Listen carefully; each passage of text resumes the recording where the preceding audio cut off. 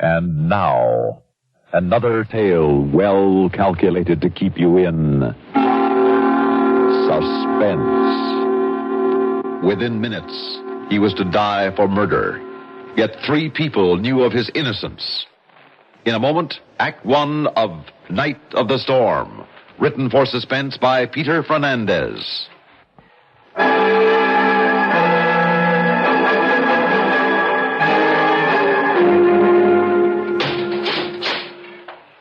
Well, did you make the appeal? I did my best, Jim, but the governor turned me down. I see. Then there's no other chance? No hope at all? Well, as the governor pointed out, if we can come up with any new evidence, any new facts... New evidence? Facts? If I knew anything, don't you think I would have told you long ago, even before the trial? I didn't kill my uncle. I hadn't seen him in years. We know all that, Jim, but we haven't been able to prove it. The district attorney could prove that you killed him. I didn't. Right up to the second they strap me in the chair tomorrow night and turn on the juice, I'm going to keep on swearing. Of course you are, Jim. Now, but you, my lawyer, you don't believe me either. You just pretend. That's what you're paid for. That's what you're doing. Now, listen to me, Jim. Please. The only one who's ever believed in me is Emily. And what's going to happen to her after tomorrow when I'm dead? What's going to happen to Emily? Calm down, Jim. This isn't doing any good. I didn't kill my uncle. I didn't. He didn't kill Uncle Corey. You know that as well as I do, Steve. Jim needed money, didn't he? He never killed for it. He needed it desperately. In his will, Uncle Corey was leaving everything to Jim. He had reason enough. I've said it 1,000 times already. Jim couldn't have done it. Why, I know him so well. Why, if there was even a bug in the house, he'd take it outside and let it go rather than kill it. But look, Emily, sooner or later we've got to start facing the fact that there isn't a shred of evidence to prove that he wasn't the killer. Steve, do you mean you never believed him either? You, his own brother? Oh, come on, Em. I wanted to believe him, you know that. Did you? Did you really want to, Steve? Well, yeah, sure. What do you think? Why are you looking at me like that? You know, I just realized you could have been pretending all this time, couldn't you? Huh? Pretending that the last thing you want is to have Jim executed tomorrow night. Well, all along... Oh, come off it, will you? Steve, when and if Jim dies, you get that money, don't you? Gee, Em, I don't know. I hadn't thought about it. Oh, I'm sure you must know that will by heart. What does it say now? Everything is left to Jim, but in the event of Jim's death, then, Steve, you become the rightful heir. Isn't that the way the will reads, isn't it? Listen to me, Emily. $48,000. Why, you'll become a rich man if your brother dies. I just wanted to stop by and comfort you tonight.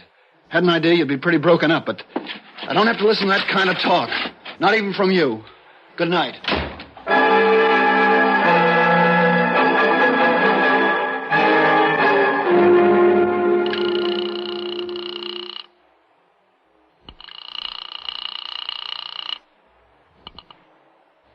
Steve, I thought you'd be home by now. What do you want? Look, just before you left, you gave me an idea.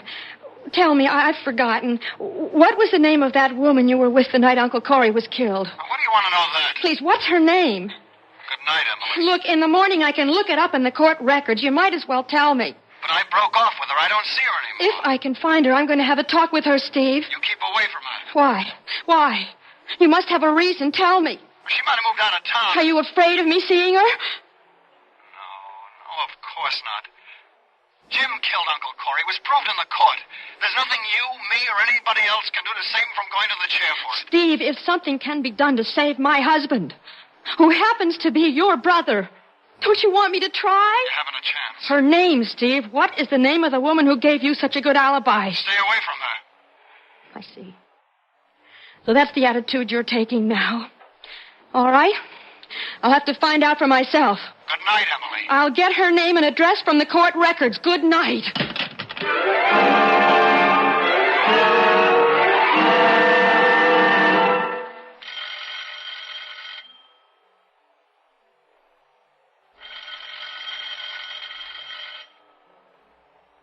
Yeah, who's there? I'd like to talk to you, Miss Mallard. Well, I ain't opening this door for nobody, so beat it. But I'm Jim Russell's wife. I've got to see you. His wife? Yes. You got anybody with you? No, I'm alone. Please. Just a minute. Thank you. Now, look, sister, I know all about your husband getting the chair tonight, and I'm real sorry, see, but there's nothing I can do for you. Look, I got the idea from Steve that maybe if I had a talk with you... You're trying to tell me that Steve sent you over here? Look, honey, don't hand me that, because I know better. What do you mean? Nothing. Nothing at all. Just go away and leave me alone. No, wait! Hey, don't shut the door! What do you think you're doing? You're keeping something from me. I know it. You and Steve, the two of you. What are you thinking, that I had something to do with killing that old guy? No. But I think you might have lied to the police about the night he was killed. And what if I did? It's too late now, and I ain't never going to change my story. You'd rather see an innocent man die? Now, listen, if I change my story now, if I change what I said in court, they'll send me up on a perjury rap. I ain't going to jail no matter what. It's true, isn't it? Steve wasn't with you the night Uncle Corey was killed. Steve was the one who did it, not Jim. No, I ain't saying. Now, beat it, will you? Please, you've got to change your story and tell the truth. You've got to save my husband. Look, I don't got to do nothing. Now, get out of here.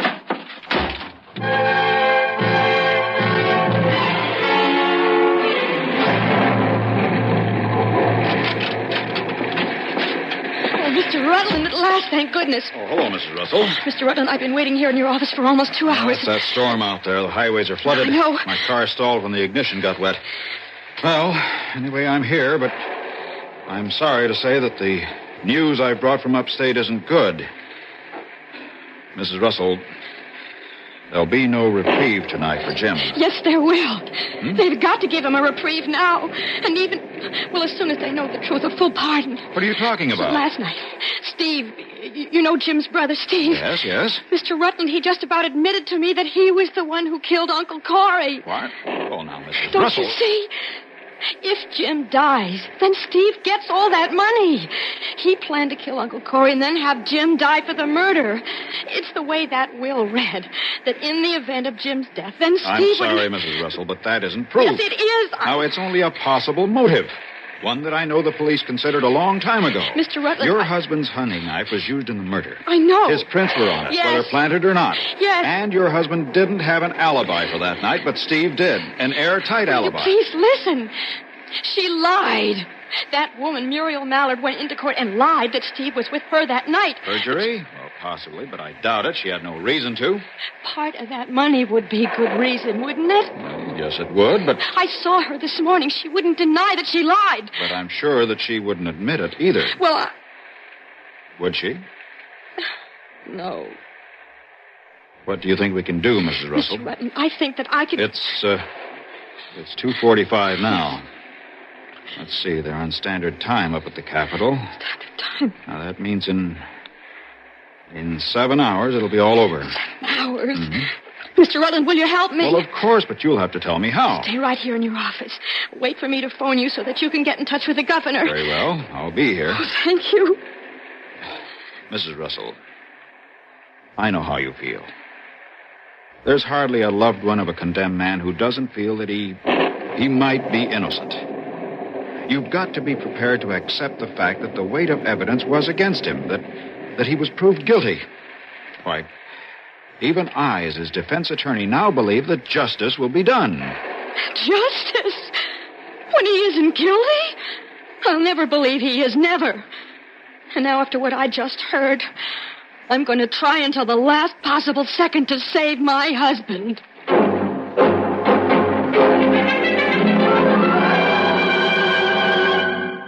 In just a moment, we will return for the concluding act of Suspense.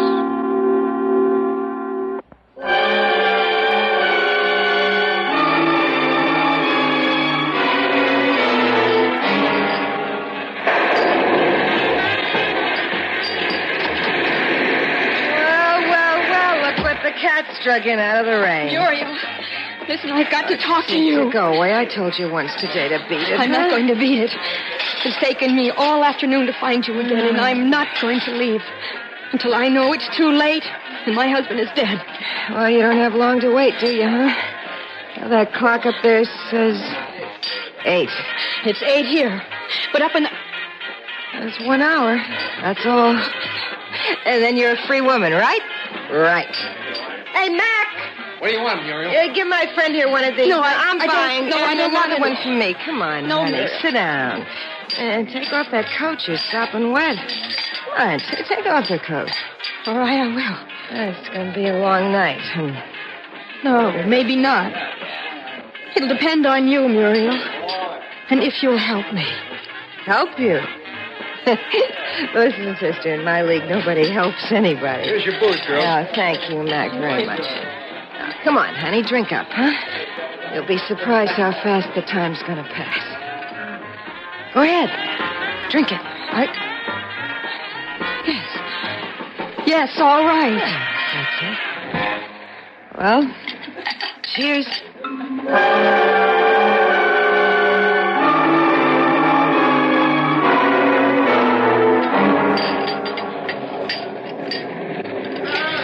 Hey, brother, just listen to that storm out there, huh? Why, what a night. What a night to go to the chair. Muriel, look at that clock, will you? Over there. Oh, yeah. 9. Just not... Oh. Muriel, do you realize what is happening to my husband right this minute? Yeah. Oh, honey, I'm sorry. I'm real sorry. Sorry isn't going to bring him back. No, I know. Why didn't you tell the truth? You weren't with Steve that night. Why didn't you tell the truth? Oh, why should I have? But now, what difference does it make? Might as well tell you the truth now. See, Steve and me broke up a long time ago. I was with Fred Baines that night. Who? Yeah, Freddie Baines, you Fred know, Baines. owns the auto parts company. Auto parts company. I guess you don't know Freddie, no. But that's where I was. That's who I was really Why with. didn't you lie, Muriel? Listen, sister, all my life I never seen more than a couple $100 at one time. And now? Oh, boy, now that's all over. I'm going to see 10,000. Imagine 10 G's off for me. Hey, where are you going? Fred Baines. He's the one who can tell the police that you weren't with Steve that night. I can call my lawyer now and have him get a reprieve for Jim. Hey, honey, you might as well stay and have another drink. It's too late to do anything now. Your husband's dead. That's all over with. It's 9:00 here. But upstate, they're on standard time. Up there, he won't die for an hour. Yeah, that little... ain't gonna do her no good. She can't prove nothing. Hi, Muriel. Thought I'd find you here. See? She's in there. I told her about me and Fred. I didn't know. Hang up that phone, Emily. No. I can get the proof now that Jim isn't the killer. And I can prove that you were the one, Steve. Guns in my pocket, aim right at your head, Emily. Hang up that phone. No, Steve. Hang it up. No. I'm following you all afternoon, just waiting to see if you make a move like this. Well, it didn't do you any good. You just kept your nose out of this. Well, I got my car parked right outside of the curb, so come on. What are you going to do? What do you think I'm going to do now you know about Muriel being with Fred? Won't this be a coincidence? You and Jim dying on the same night. Move, Emily, or I'll kill you right here.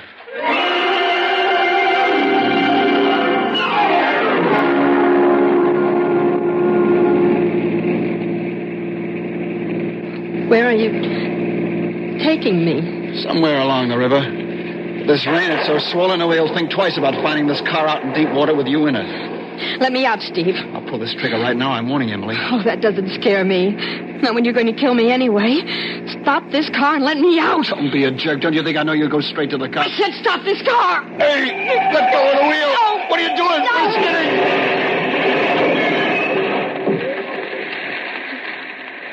Oh.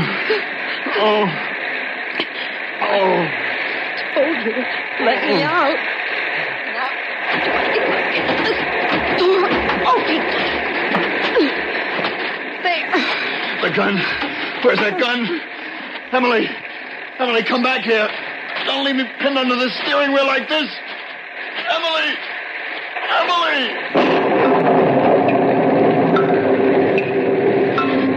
25 to 9 up there. 25 minutes. Oh, a phone. The phone. I've got to get to a phone.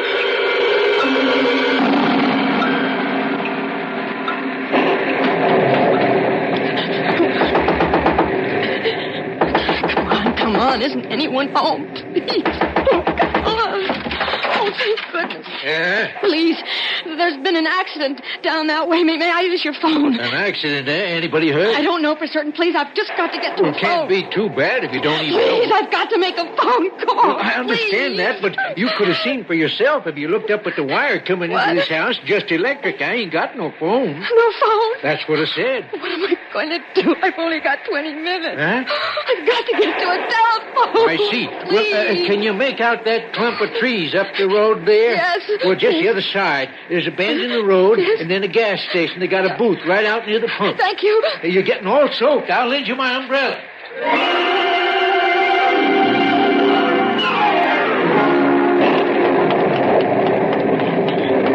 Here it is. Oh, no. But I got a dime. Oh, no, my purse is back in the car. Oh, please. Yes, ma'am. What can I do for A you? dime. I've got to have a dime. What would you like? Change for a quarter? No, I left my purse back in the car. Give me a dime. Please, will you give me a dime? Just like that, huh? Please, my husband is going to die in 10 minutes. Unless I make a phone call. Now, take it Please. easy, will you, ma'am? Please, just lend me a dime, then I'll pay you back later. Please. Oh, sure, ma'am. Please, hurry. Coming right up, ma'am. Hurry, Coming right up. please. Here you are. One dime.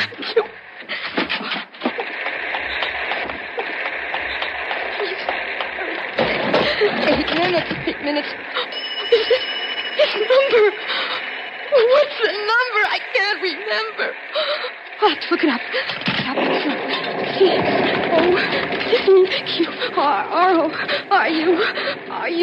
C-O-Q-R-R-O-R-U-G-R-U. Rutland attorney. Oh, here it is. B-U-8 5098. Oh, now. B-U-8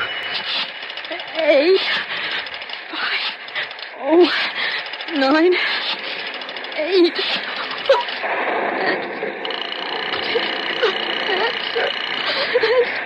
Oh, he said he'd be there. He said he'd wait. Oh, please. Hello? Oh, Mr. Rutland. This is Emily Russell. They've got to stop the execution. Why, you know they can't stop it, Mrs. Russell, unless we've got definite proof that he's innocent. Mr. Rutland, we will be able to prove it. What? We will be able to prove that Muriel wasn't with Steve that night. We will. The facts, Mrs. Russell, We the facts. will. That's what they're waiting for. They'll grant a stay to investigate, but what can we give them to go on? Muriel was with the Fred Baines that night. When I found out Steve tried to kill me. Hurry, Mr. Rutland, hurry, please. What's the number of the phone you're talking from? Academy 23099. All right, I'll call you right back just as soon as I've spoken to the governor. Then I'll wait here. I've got to know if Jimmy's safe. I understand. Hang up now, Mrs. Russell. Yes, of course. 6 minutes. He's got to be in time. Yes? It's Rutland, Mrs. Russell.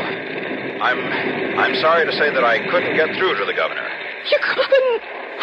Well, No. with this storm, the wires at the Capitol are down. There isn't one open line. No. But, Mrs. Russell, didn't you hear what I said? All the lines are down. I spoke to the power company, and the electric wires are down, too. Don't you see, Mrs. Russell, there's no power at all up there. Then Jim wasn't executed? No, he wasn't. Oh, thank God. Well, there's nothing more for you to worry about, Mrs. Russell. By the time the power is restored, the authorities will have the whole story, and they can start checking it out. And they'll find that Jim is innocent. Just as I always knew he was.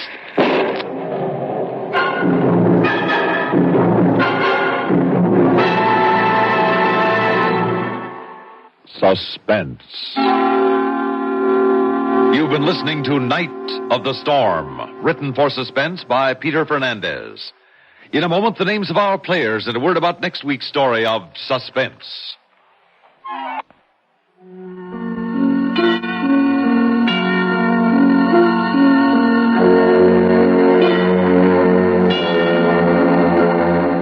Featured in tonight's story of Suspense was Rosemary Rice as Emily. Also in our cast were Alan Manson as Steve, Ralph Camargo as Rutland, Terry Keane as Muriel, James Stevens as Jim, and Lawson Zerby as Parker. Musical supervision by Ethel Huber. Suspense is produced and directed by Bruno Zerato Jr. Listen again next week when we return with Epitaph, written by Walter Black. Another tale well calculated to keep you in suspense. Tomorrow, if you're tuned to your favorite CBS radio network station, this is what you'll hear. Arthur Godfrey Time, presided over by singer Richard Hayes, who's pinch hitting for the old redhead. The Gary Moore Radio Show, starring one Garrison Morfitt and his sidekick Durwood Kirby, in lots of lively talk. Art Linkletter's House Party, with fun for all the guests, including you, and highlighting Art's inimitable children's interviews. And finally, the Bing Crosby Rosemary Clooney Show, presenting two great singers bringing song and friendly banter. All here, all available, Monday through Friday at this dial address. The latest news every hour, on the hour, every weekday on the CBS Radio Network.